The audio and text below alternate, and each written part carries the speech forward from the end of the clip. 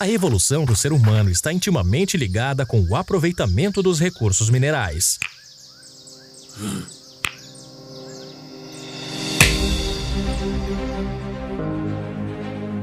Ao longo dos milênios, esta relação foi se tornando cada vez mais intensa e foi essencial na formação de sociedades mais complexas. Desde a pré-história, existem registros da utilização de rochas e de minerais como o cobre, na construção de moradias, na fabricação de ferramentas e outros objetos. Mas qual a origem destas rochas e destes minerais? São resultado da ação de variados processos geológicos em nosso planeta, atuantes desde tempos remotos na formação e transformação de rochas. Alguns desses processos são observados até os dias atuais.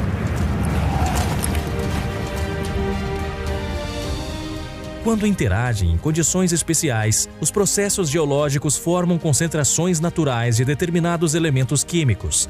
São os chamados depósitos minerais. Por necessidade humana, a pesquisa por depósitos minerais aprimorou suas técnicas e métodos ao longo do tempo, resultando na localização e na compreensão de variados depósitos por todo o mundo. Este é o caso do depósito composto por rochas ricas em fósforo e urânio, localizado em Santa Quitéria, estado do Ceará. Descoberto na década de 1980, esta concentração possui grande utilidade tanto na agroindústria como na geração de energia elétrica. Mas o valor desse depósito pode ser ainda maior que os elementos químicos concentrados nesta região, pois a pesquisa mineral revela uma origem extraordinária e permite conhecer mais sobre o passado do planeta. São diversas as teorias científicas, uma das quais é apresentada com base no artigo a seguir. Este trabalho foi desenvolvido a partir do artigo Um depósito hidrotermal kárstico de urânio fosfato, relacionado com o rompimento de Pangeia, de autoria dos pesquisadores do Serviço Geológico do Brasil, José Adilson Cavalcante e Maria Dulcineia Bessa, em parceria com os professores Roberto Ventura Santos, da Universidade de Brasília, César Veríssimo e Clóvis Vaz Parente, da Universidade Federal do Ceará.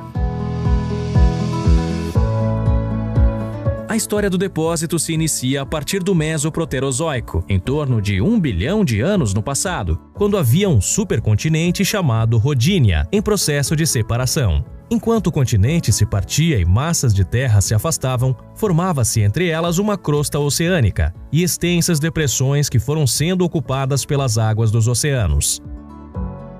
Abaixo da água, processos geológicos atuaram na formação de novas rochas sedimentares. A partir da erosão na superfície, fragmentos de rochas e minerais ricos em urânio e fósforo, vindos do continente, foram transportados aos oceanos e depositados sobre o antigo fundo submarino. Esses mecanismos atuaram por milhões de anos, permitindo o empilhamento de grandes volumes de sedimentos, os quais, com o passar do tempo, tornaram-se rochas sedimentares. Após longo intervalo de tempo, estamos agora no Neoproterozoico. As condições mudaram no planeta e os continentes iniciam um lento processo chamado movimento convergente.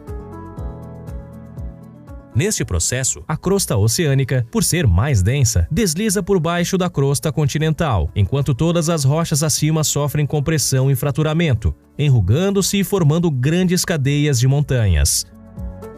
Ao retornar para o manto, a crosta oceânica aquece e libera fluidos que ascendem pelas fraturas das rochas acima.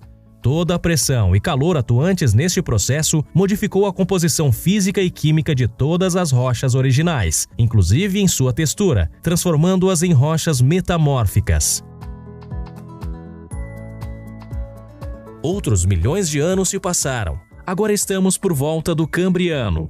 A erosão na superfície reduziu o volume das cadeias de montanhas e as rochas que estavam mais profundas, inclusive nosso pacote de rochas metamórficas, estão mais próximas da superfície. Ao mesmo tempo, em áreas ainda mais profundas do planeta, fluidos ascenderam em direção à base da crosta, formando câmaras magmáticas. Nestas câmaras formaram-se rochas graníticas e novos fluidos, os quais permearam as rochas sólidas acima. Esses novos fluidos, também ricos em urânio e fósforo, interagiram com as rochas metamórficas, dando início à formação de rochas chamadas de albititos, ainda mais ricas naqueles elementos químicos. Saltamos agora para o Cretáceo, onde ocorre o próximo evento geológico de interesse na formação do depósito mineral, a formação do Oceano Atlântico. Mesmo rochas distantes do ponto principal de abertura sofrem reflexos, reativando e gerando fraturamentos que foram progressivamente preenchidos pelo magma profundo. O calor gerado pelo magma aquece a água subterrânea, favorecendo reações químicas que transportam e concentram o fosfato e o urânio. A água superficial que penetra pelas fraturas também contribui para o transporte e concentração desses mesmos elementos. Esses processos são chamados de hidrotermalismo kárstico. Com o tempo, formaram-se espaços mais largos dentro da rocha, e suas laterais desmoronaram por gravidade, concentrando minerais ricos em urânio e fosfato em locais específicos. A sobreposição de todos esses processos foi responsável pela configuração atual do depósito, e atualmente, assim se apresenta aquele pacote inicial de sedimentos ricos em urânio e fosfato.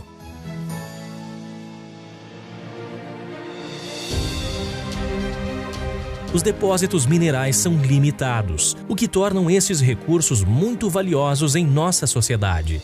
Eles são formados pela combinação de diversos processos geológicos ao longo de grandes períodos de tempo. A busca por esses depósitos e o estudo de como eles se formaram foram aprimorados ao longo da história humana e nos proporcionam acesso tanto a mais informações sobre a evolução do planeta, como a novas tecnologias que podem ser compartilhadas para diferentes finalidades. Seja olhando para o passado ou planejando o futuro, os recursos minerais cumprem um papel fundamental em nossa evolução.